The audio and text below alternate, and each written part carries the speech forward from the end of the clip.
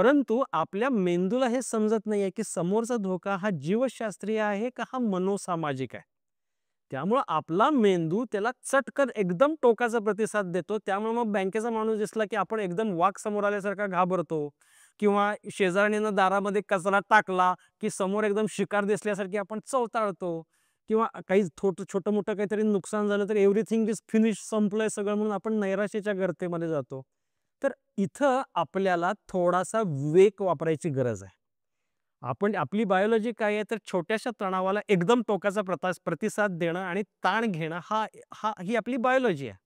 बायोलॉजीमध्ये आपण जर समजा राहिलो आपण बायोलॉजीवरती जर समजा राहिलो, तर मग आपण एकदम टोकाचे प्रतिसाद देतो आणि आपण तणावग्रस्त होतो आणि इतक्या टोकाच्या प्रतिसादाची आज खरंच गरज नाहीये. आपल्याला थोडासा विवेक वापरून त्या टोकाच्या प्रतिसादाचं रूपांतर आपल्याकरता जो काही योग्य आहे, तर या योग्य प्रतिसादामध्ये आपल्याला करता येऊ शकतं.